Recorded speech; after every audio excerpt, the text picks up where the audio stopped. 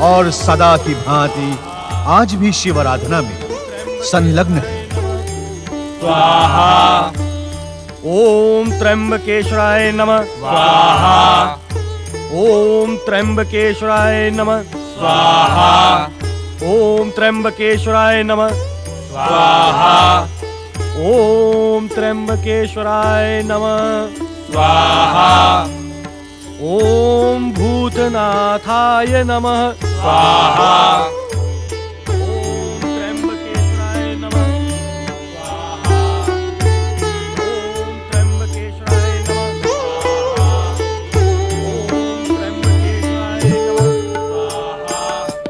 ओम त्र्यंबकेश्वराय नमः। स्वाहा।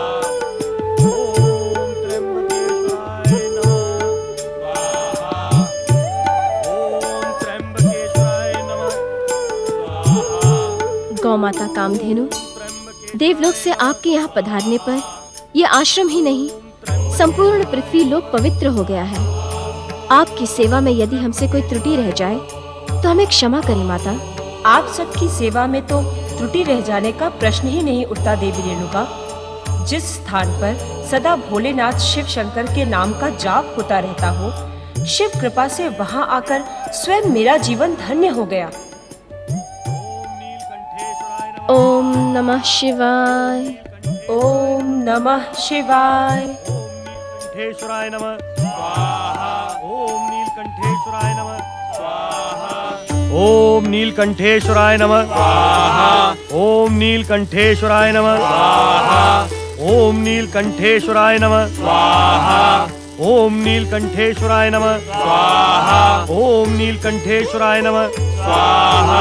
ओम चंद्रशेखराय नमः। स्वाहा।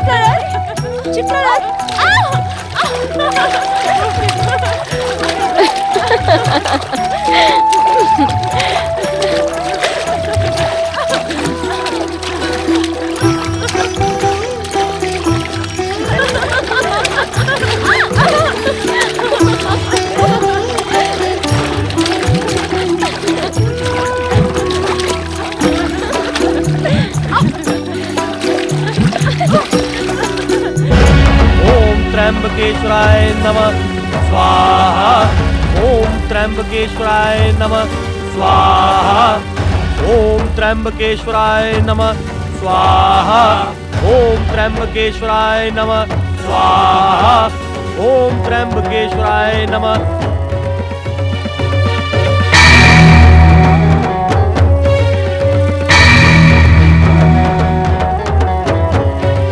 पिताश्री, आपने तो प्रति मास 30 शिव यज्ञ करने का संकल्प किया था, फिर ये अचानक यज्ञ क्यों रोक दिया? क्या हमसे कोई त्रुटि हुई है?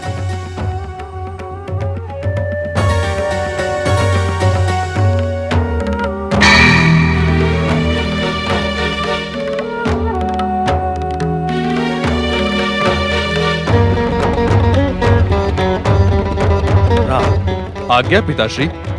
तुम्हारी माता जल लाने सरोवर गई थी, अब तक नहीं लौटी।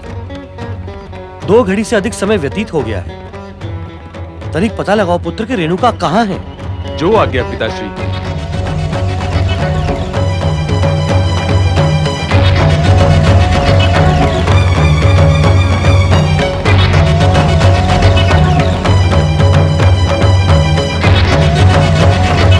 रेणुका, तुम्हें आने में इतना विलंब क्यों हुआ और जल पात्र कहाँ छोड़ाई?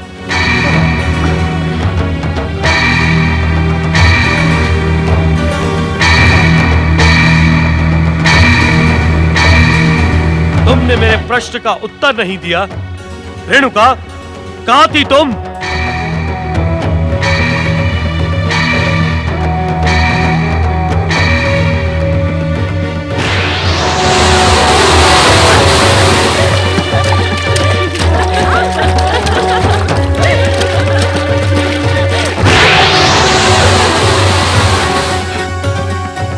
क्या यह सत्य नहीं रेणुका कि तुम्हारे विलंब का कारण गंधर्वराज चित्ररथ था?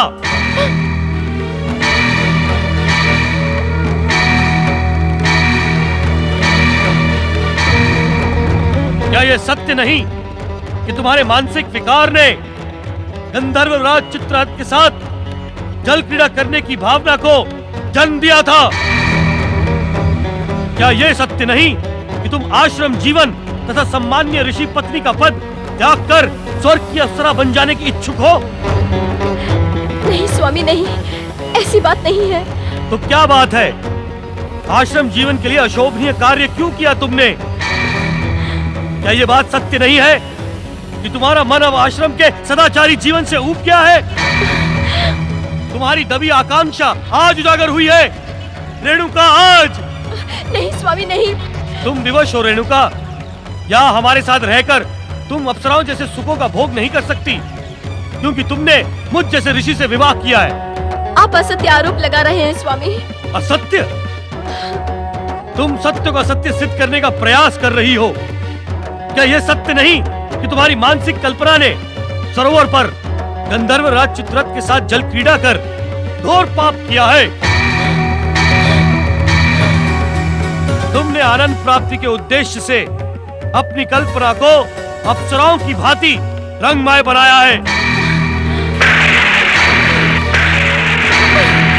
तुमने अपने पतिव्रत धर्म तथा सतीत्व को कलंकित किया है रेणुका।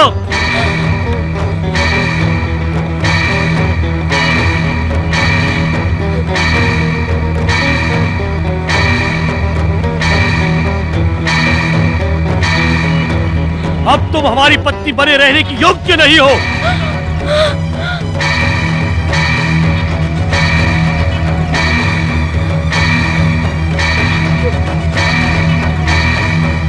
मानसिक विकार से आनंद प्राप्त करने के पश्चात तुम्हें जीने का भी अधिकार नहीं है। पुत्र सुधर्मा, ये कुल्हाड़ी लो और अपनी माता का मस्तक काट डालो। नहीं पिताश्री, मैं ये भयंकर अपराध नहीं कर सकता। सुधर्मा, सुकेतु, आप मुझसे भी ये अपेक्षा न रखें पिताश्री। मेरी आज्ञा का पालन करो। नहीं पिताश्री, नहीं। जन्म देने वाली माता का स्थान पिता से तो क्या, भगवान से भी ऊंचा होता है। मैं ये पाप नहीं कर सकता पिताश्री। तू बता सुकृत। आप अपने चित्त को शांत करें पिताश्री, और माता को इतना कठोर दंड न दें। मुझे तुम्हारे परामर्श की आवश्यकता नहीं। मेरी आज्ञा का पालन करो। नहीं पिताश्री, मैं अपने ब्राह्मणत्व को इस पाप का भागी नहीं बना सकता। आप मुझे क्षमा करें। राम, आज्ञा पिताश्री। क्या तुम भी हमारी आज्ञा न मानकर अपनी भीरुता तथा कृतज्ञता का परिचय दोगे? पिता की आज्ञा का पालन करना पुत्र का परम कर्तव्य होता है। मैं इसी क्षण आपकी आज्ञा का पालन करूंगा। राम, तुम ये घोर पाप ना करो। मातृ हत्या से घोर पाप संसार में और कोई नहीं। तुम क्यों अपने तपस्वी जीवन को कलंकित करने के इच्छुक हो राम? तुम माता को दंड देने का अधिकारी नहीं हो अनुज। प्रश्न अधिकार का नहीं है भैया सुकेतु, माता की मुक्ति का है। मुक्ति का? हाँ, माता ने कल्पना में मानसिक विकार द्वारा घोर पाप करके अपना इहलोक बिगाड़ा है। मैं पुत्र होकर उनका परलोक नहीं बिगड़ने दूंगा। किंतु माता को पुत्र कैसे दंडित कर सकता है? मैं तो केवल निमित्त मात्र हूँ ज्येष्ठ भ्राता, करता तो कोई और है।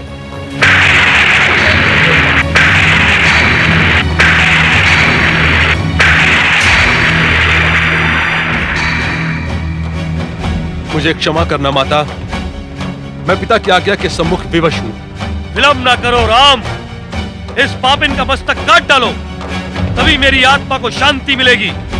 तुम किसी प्रकार का खेद अथवा ग्लानि मन में ना लाओ। जैसी आज्ञा पिताश्री।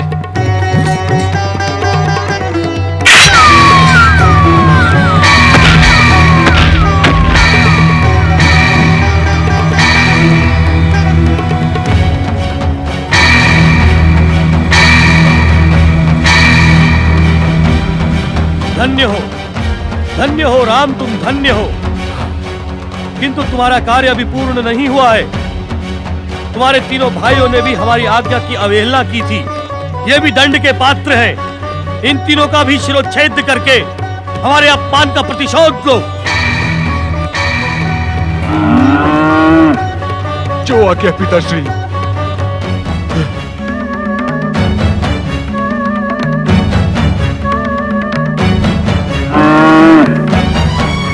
राम पिता की आज्ञा है।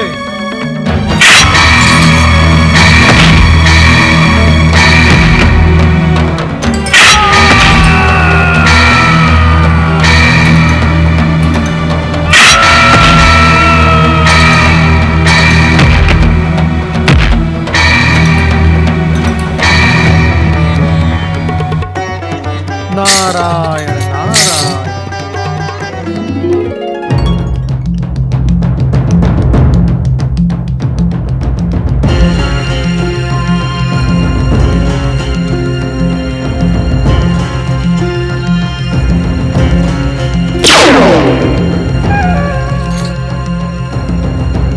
इन तीनों का भी शिरोच्छेद करके हमारे अपमान का प्रतिशोध लो।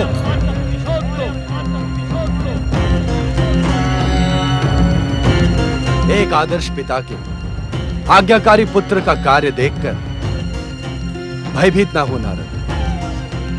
यदि जमदग्नि राम अपने पिता की आज्ञा का पालन न करता तो हमारे परम भक्त जमदग्नि के हृदय को कितनी पीड़ा पहुंचती, इसकी तुम कल्पना भी नहीं कर सकते। किंतु भोलेनाथ, एक ब्राह्मण ऋषि के आश्रम में ब्राह्मण पुत्रों द्वारा हिंसा का यह भयानक तांडव क्या भक्ति एवं तपस्या पर प्रश्न चिन्ह नहीं लगा देता?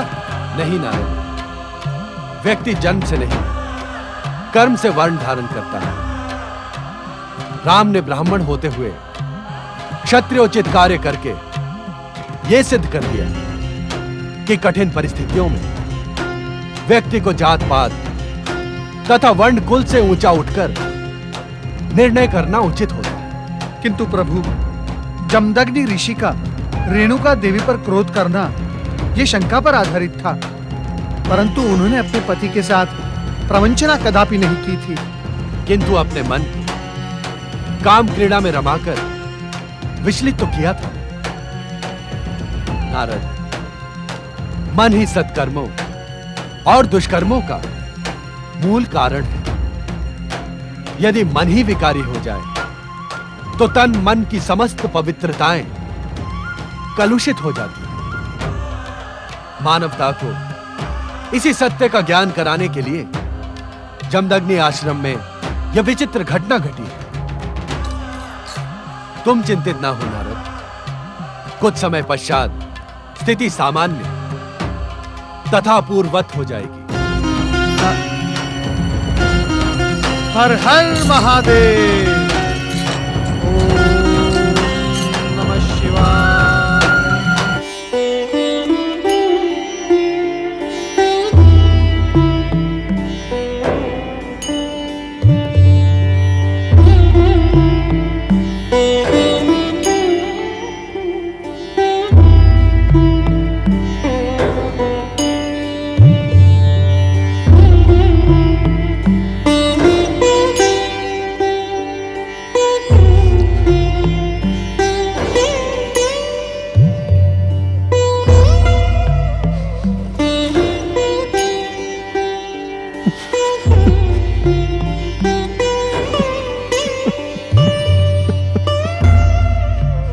हे शिव शंकर, ये मैंने क्या करवा डाला? क्रोध तो ब्राह्मणत्व का शत्रु है। मैंने उसी क्रोध को अपना आभूषण बना लिया। मुझे क्षमा करना देवाधिदेव, मुझे क्षमा करना।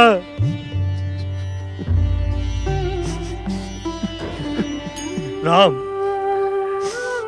तुम किस बात पर दुखी हो? मेरी आज्ञा का पालन करने पर अथवा अपनी माता तथा भाइयों को खो देने पर?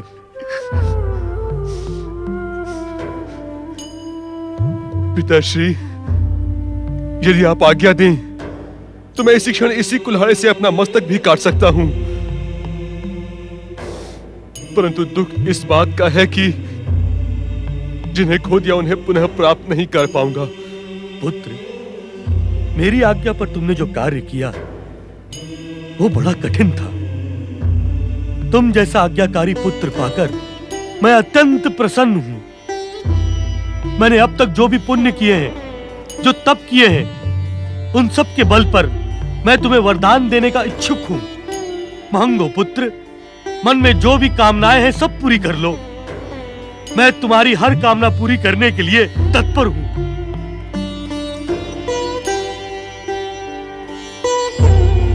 पिता के प्रसन्न होने पर पुत्र का कर्तव्य धन्य हुआ। हाँ वत्स, मांगो, तनिक भी संकोच न करो। पिताश्री, मेरी माता को पुनः जीवित कर दीजिए और उन्हें मेरे द्वारा मारे जाने की स्मृति न रहे।